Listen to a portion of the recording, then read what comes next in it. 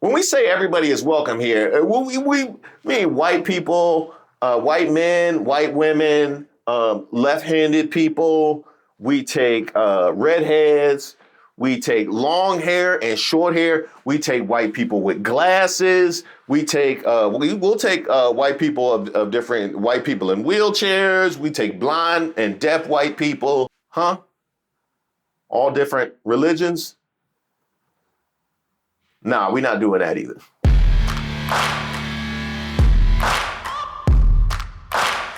Hi, welcome to Racist of the Week. I am Reese Waters. This is where we expose the stupidity and hypocrisy of discrimination in hopes we can build a more perfect union. And also laugh. As usual, I would like to thank today's sponsor, Racism. And of course, if you have any nominees, you can throw them in the comments or you can email me at admin@reesewaters.com. Today's nominee... No, that's not right. No, because I was just in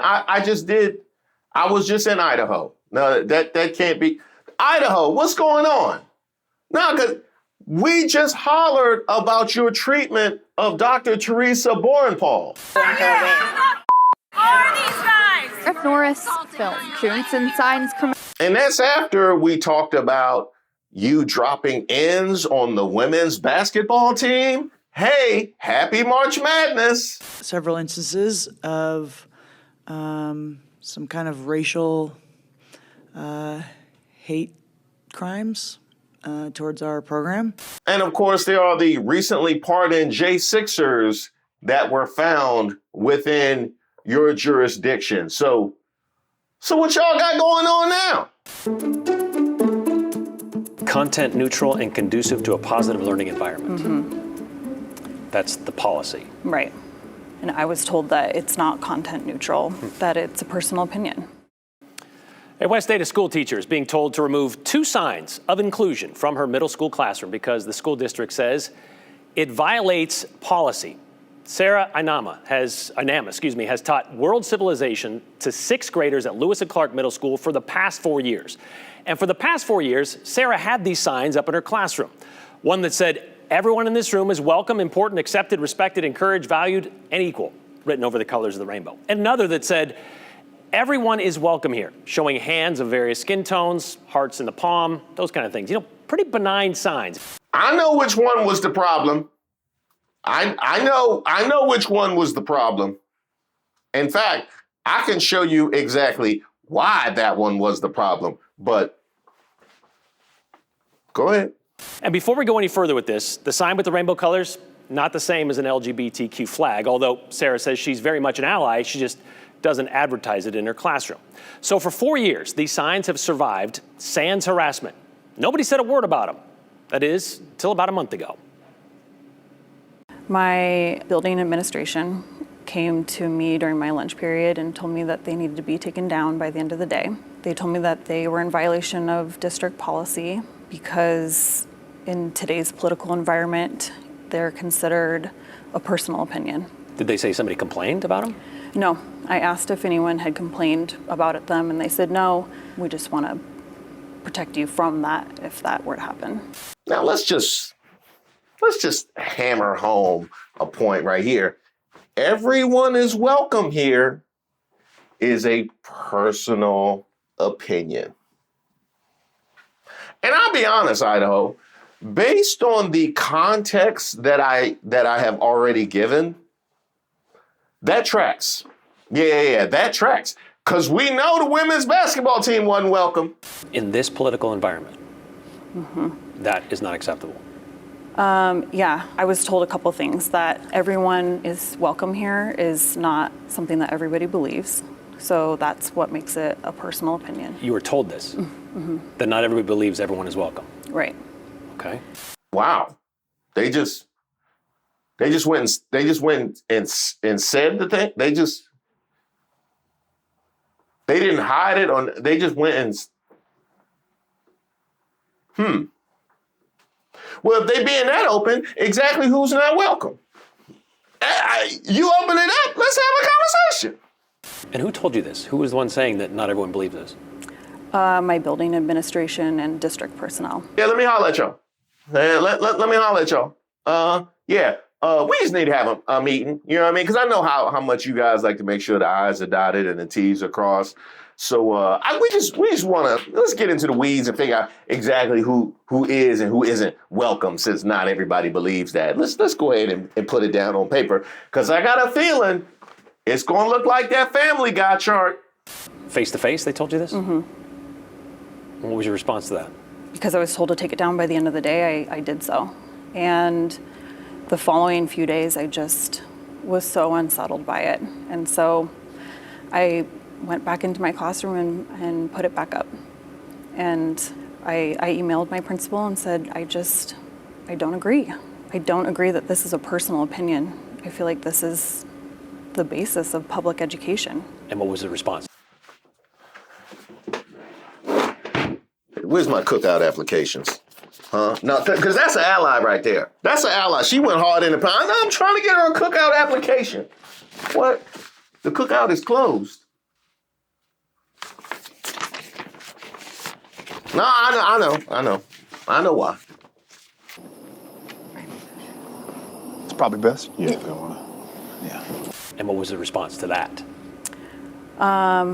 They came to talk to me and again asked me to take it down. And I said, I'm not interested in taking it down. That's when the district higher-ups got involved.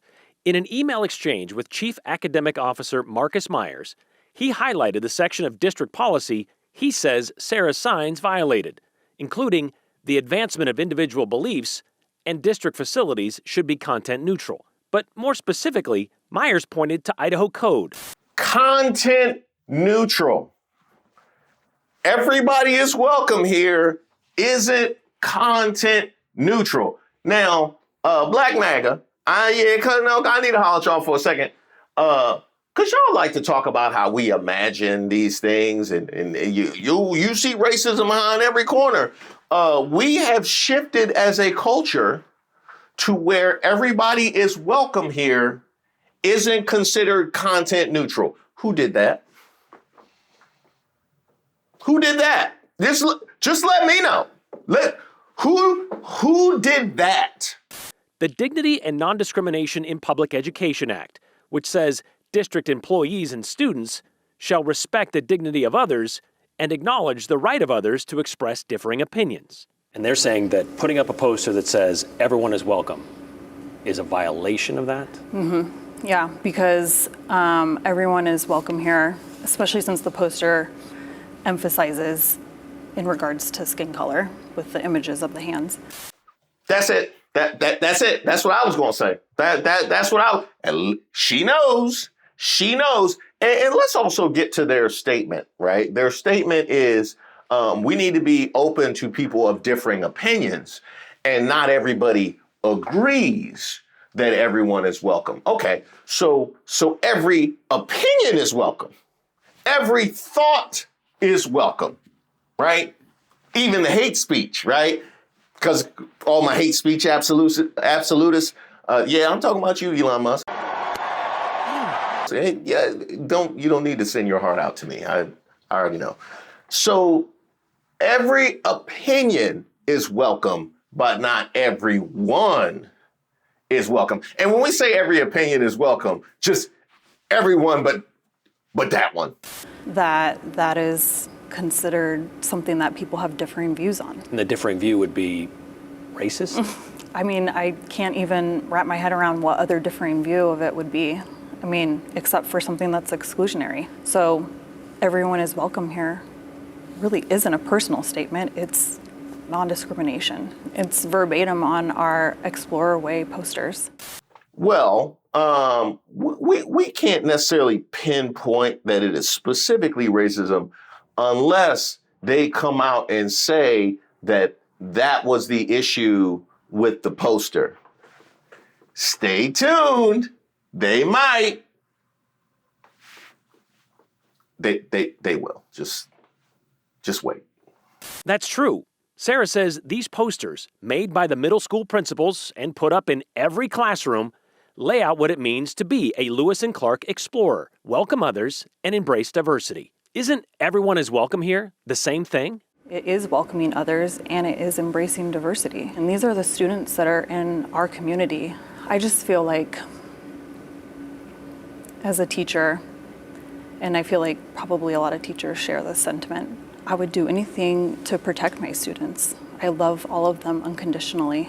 We protect them from danger. Quite literally would take a bullet for these students. And this is the one small thing that I feel like I can do to speak out against this and stand up for them, to protect them from being affected by racist sentiments affecting their classroom. I find it hard to grapple with the fact that the reason why this poster needs to come down is because there are people outside of our school that disagree with it. Now, let me also say it is a terrible state of affairs where take a bullet for these students is received the way that I received it, which is that is not necessarily hyperbole. That's where we're at. But she talked about teachers at large. And this is 2 posters in one middle school classroom in one jurisdiction in one state. But you got to think about how widespread this kind of behavior and this kind of practice and this kind of removal, this kind of erasure, this kind of redacting is in our country, because we've seen and heard of a lot of it. But today, the support for Sarah and her poster came back local. Students from Renaissance High School took the Everyone is Welcome Here cause directly to the district. Do your job! Do your job! Do your job! Do your job! There's actually a few of us, IB seniors at Renaissance. We were kind of talking in a group chat last night about, what has recently been going on in our district and how we feel it's so important for people to know that kindness is not a political message. Do your job! Do your job! Do your job! No way is it political. It's saying everyone is welcome. It's not saying only black people are welcome or only white people. It's saying everyone. It doesn't matter who you are. How are we supposed to learn if we cannot even feel safe in our classrooms? Just because we are different does not mean we are not welcome. The district isn't listening to us. They're only getting tighter on their restrictions, and they're only getting more likely to censor us. Being shown by that teacher that was censored based off a very harmless sign that was just saying everyone is welcome here.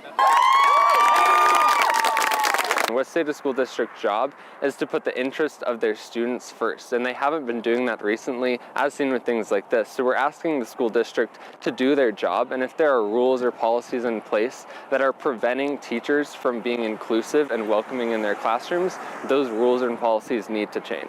Is detrimental. How am I supposed to go to school knowing that I might not be welcome into a classroom because of who I am? At Renaissance and all over the West State School District, we know firsthand how much our teachers do for us and how much they work around the clock, work outside of their hours, and do everything they can to make sure we feel safe and supported at school. So to see a teacher getting in trouble for that and possibly risking their job is absolutely ridiculous when they're just trying to do what's best for their students. Support our teachers! Support our teachers! Support our teachers! I know a lot of teachers are feeling like they can't take a stand because, of course, the district could take action against them, against their jobs. So we just want our teachers to know that we stand with them and we're here to support them. Support our teachers! Support our teachers! Support our teachers! I really hope that they'll just see the perspective of the students that they're hurting through these policies. I feel like so many students came out today and shared their unique perspective, whether they're a child of immigrants, whether they're LGBTQIA+, whether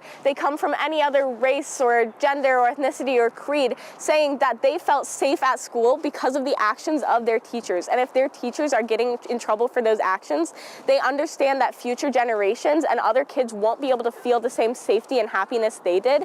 And it really just broke my heart. And I hope they don't just ignore us, because looking in those windows, all I could see was administration not looking at us, no support, ignoring us, completely tuning us out. And I really hope that something got through to at least one of them to start making that change and to get them to stop making our lives harder. Do your job! Now, I applaud those students for standing up for the teacher and standing up for the ethos of the community. Because I'll be honest, in my research for this particular video, the objection to everyone is welcome here seemed to track. Welcome to the news at 6. I'm Morgan Romero. And I'm Doug Petcash. Police say they're investigating what could be a hate crime at Caldwell High School. They say 4 vandals spray painted graffiti on the outside of the school, including the words "white power." News Channel 7's Jude Binkley has been following this story all day. So, Jude, do police know who did this? Well, Doug, police sent out a statement at about 3 this afternoon, and they said they've seen security camera footage of the incident, but they didn't say if they found anyone who was on that video. A brown pride hoodie was the subject of controversy after a student at Caldwell High was asked to turn the hoodie inside out so the words didn't show. Students say the phrase is an expression of culture and heritage. The district says the phrase goes against school policy and violates dress code by being gang affiliated. More than 50 students showed up for what they called a peaceful protest outside the school Tuesday morning.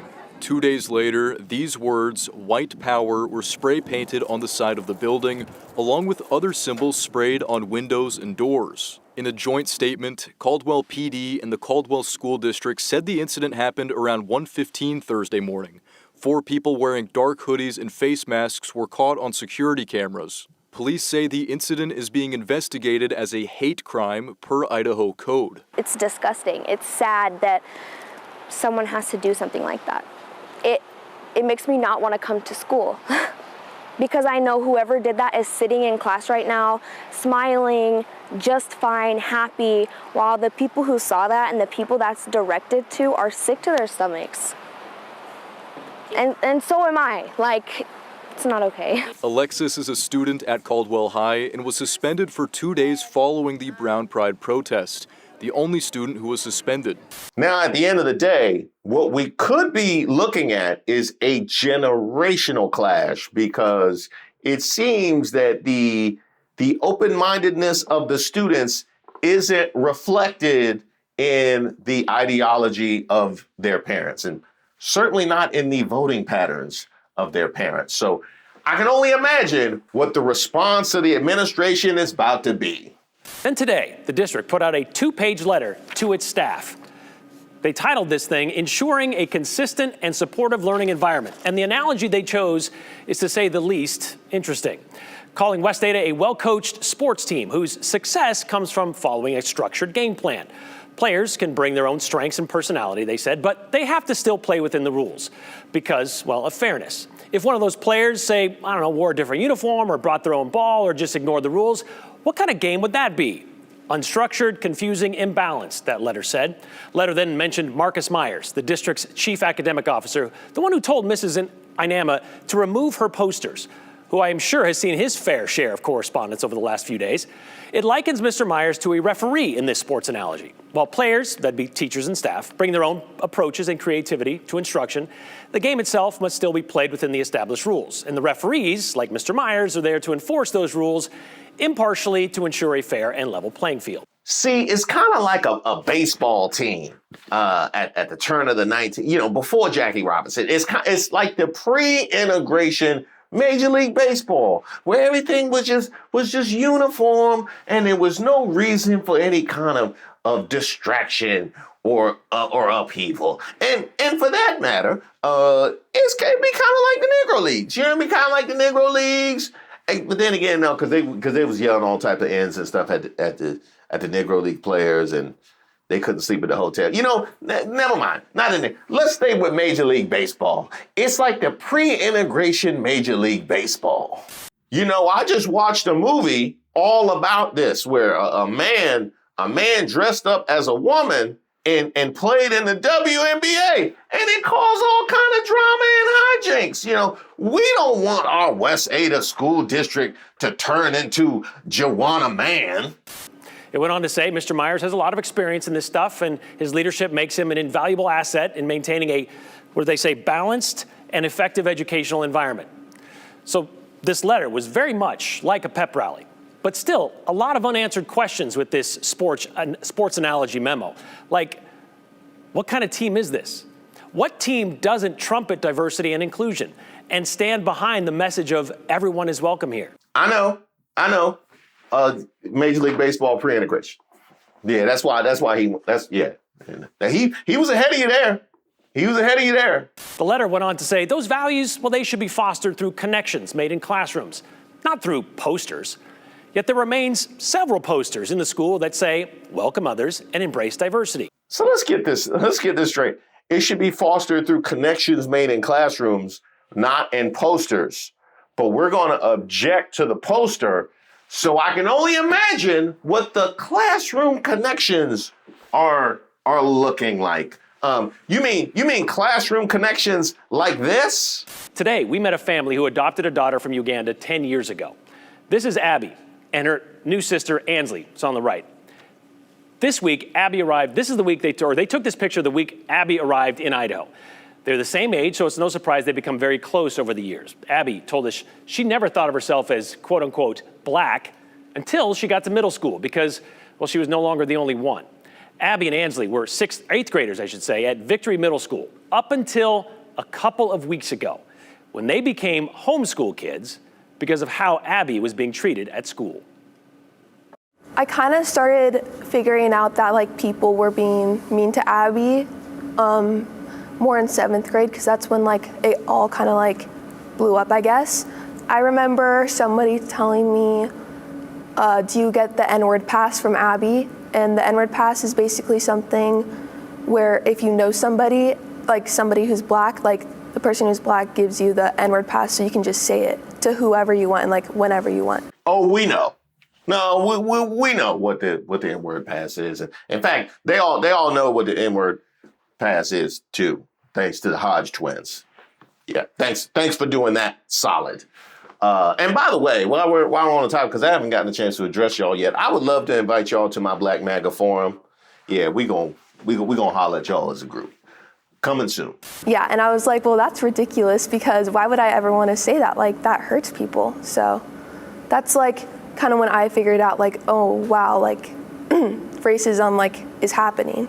The hard thing was like a lot of it was happening in like the hallways, I feel like, because that was when I was more with her, so I knew more. And I think a lot of people did it in the hallways because there were many teachers around to hear it. So you heard it too then? Yeah, I have heard people say racist things to Abby. Were you being singled out because of the color of your skin? Were you were you called names? Those kind of things? Yeah, like when I'd like walk in the hallways or like wherever I was, like I would constantly be hearing like the N-word either to me or like to someone else. And the jokes that would go around like, oh, go pick cotton, or like in like class, like they'd say it to me like, oh, get back to work, or like, no one wants you here. Like, really? Yeah, like to me. And that's when I knew like, well, yeah, they're talking about me or to me. How'd that make you feel? Definitely singled out because not very many people like, or like at all ever like had my back. There was an instance where like the N-word was said of like a lot of times, and then in class I like decided like, well, that really hurt my feelings, so I face-to-face told the person, and she just said, well, I say it, and shrugged off and started laughing.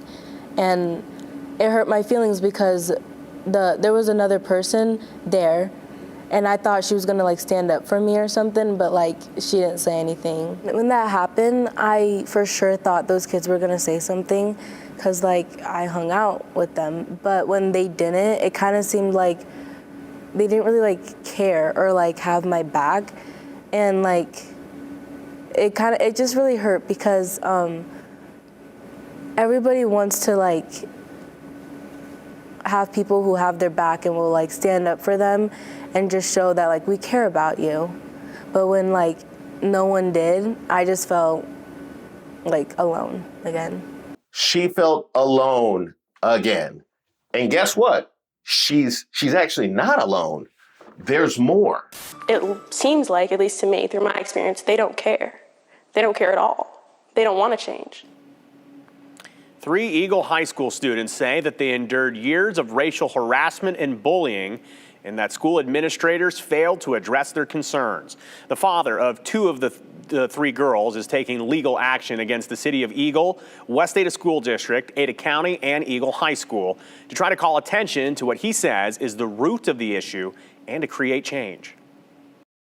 Despite the good memories, it will always be masked with the bad ones. What was meant to be a journey marked by memories and milestones. I look back and it's really sad. Became a struggle against what 3 Eagle High School students call persistent prejudice. There isn't a lot of people of color at our school. I don't think we're the only ones that have ever experienced it. I think we're the only ones that have really been able to speak up and willing to speak up. Bella Cameron, Jaden Hodge, and Jaden's little sister are speaking up after they say they faced racial harassment, bullying, and intimidation for years at Eagle. The girls say classmates spew racial slurs, including the N-word, inside classrooms and hallways, at games and events, in the parking lot, and on social media. 7 Investigates reviewed some videos and photos posted on Snapchat between September 2023 and January of 2024. And we can verify teens were tossing around racial slurs. So you can see where everyone is welcome here might be particularly needed in this particular jurisdiction. The same state, mind you, where Dan Foreman told an indigenous man to go back to where he came from. Go back to where you're from.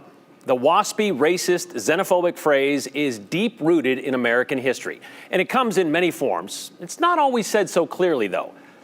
But it was Tuesday night in North Idaho by a sitting state senator. Senator Dan Foreman told a Democratic candidate for Idaho's House and a member of the Nez Perce tribe to, quote, go back to where you're from, end quote. It is an election year, so Democrats and Republicans together held a Meet Your Candidates forum at the VFW in Kendrick on Tuesday night. It was a chance for Latah County residents to meet the 6 candidates for District 6 legislative office from both parties. All the Republican incumbents were there alongside their Democratic challengers, and it was all going pretty well until there was a question from the crowd about discrimination and legislation. Republican Representative Brandon Mitchell said discrimination doesn't exist here in Idaho, and it's more about people's perception and sensitivities. Representative Mitchell went on to say he doesn't see it. Then the question came to Democratic candidate Trish Carter Goodhart, a member of the Nez Perce tribe from Lapwai. We'll let her explain how it happened. I basically just stood up and I said, just because this isn't your lived experience does not mean that discrimination and racism don't exist today. And these are, very real experiences of so many Idahoans. And it's not an Idaho issue. It's a national and even global issue. And what was the response to that? I didn't even get to finish my sentence. The state senator, Foreman, shot up out of his seat and started, I'm so tired of your liberal BS. Go back to where you came from. And then just shot out of his seat and moved his chair in a really dramatic fashion and stomped to the back of the room and started picking and collecting up his things. And he was all the while saying expletives the entire time. And it was just awful. Did you respond to him? I don't believe so. I wanted to, also because I think we're really missing an opportunity to not only educate the senator, but the rest of the people in attendance. That's what we have to do in these really tough situations by addressing racism and discrimination. Is we have to address it head on. I'm sure the irony of the phrase "go back to where you're from" is not lost on you. No, it's very ironic. I'm a very proud member of the Nez Perce tribe here in northern Idaho, and the real irony in it is where this forum was taking place in Kendrick, Idaho. Literal miles, just within miles, we have lots of land that are being leased out to family farms. And it's like, this is exactly where I'm from. I was like, in my mind, I was yeah, this is exactly where I belong. I have no intention of leaving. Now, I want to stay on topic. But Dan Foreman, if he would have responded go back to where you came from, what would you have said? I would love to know. I would love to know. You told an indigenous man to go back to where he came from. If he said that to you, what would you have said? We waiting. And by the way, to any indigenous viewers that I have out there, I would love to normalize that. I would love to normalize that. I really, because it don't hit the same coming from me. You know what I mean? It don't hit the same coming from us. But from y'all, that's a nuke. That's a nuke. And you love to see it.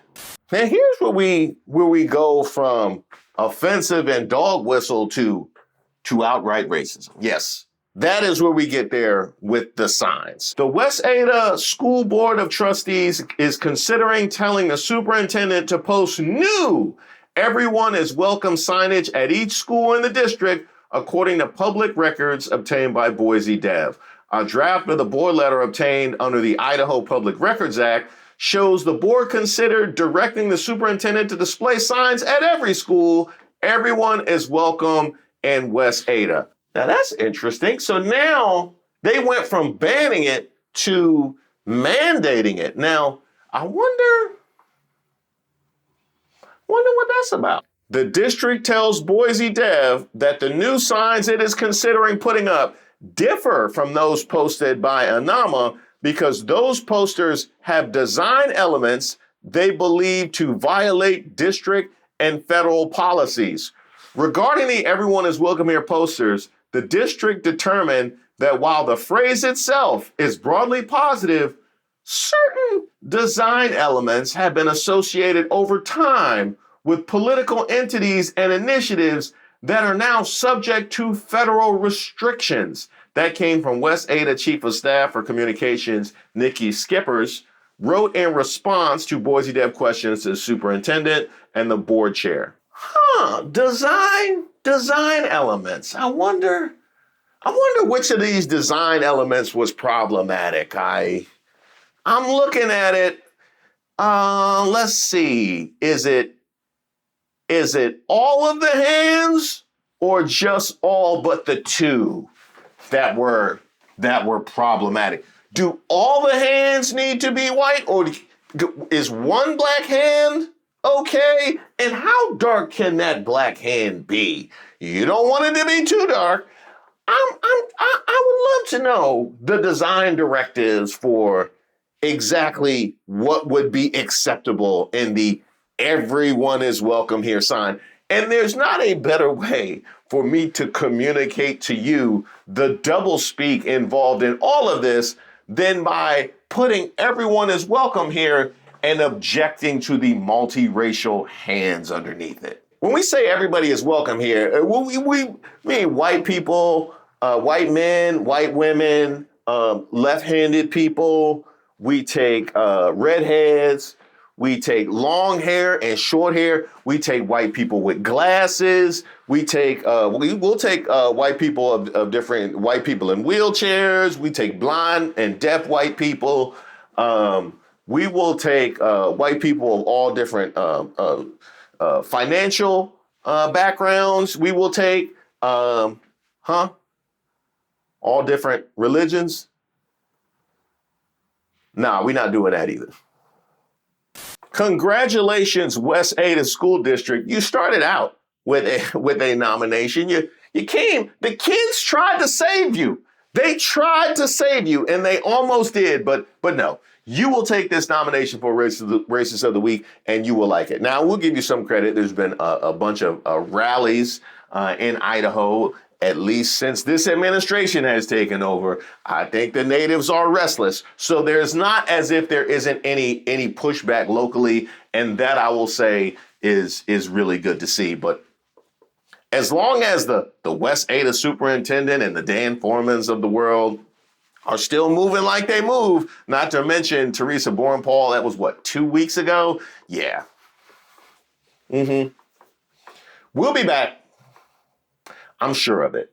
Thank you guys so much for watching the video and supporting the channel. And I want to send a very special shout out to everybody who attended our 2,000 member live celebration last weekend. Yeah, Mobutu quit and he in the pool right now.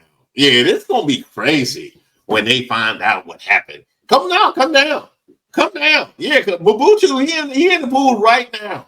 It was so much fun. I think we want to make it regular. Yeah, I think we're going to make it a regular thing. So we're going to usher in a new regular members live. I put a poll up on the community tabs. You guys let me know when would be the best time to bring in a new live onto the weekly schedule. And if you would like to join, there is a link to membership in the description box of all of the videos.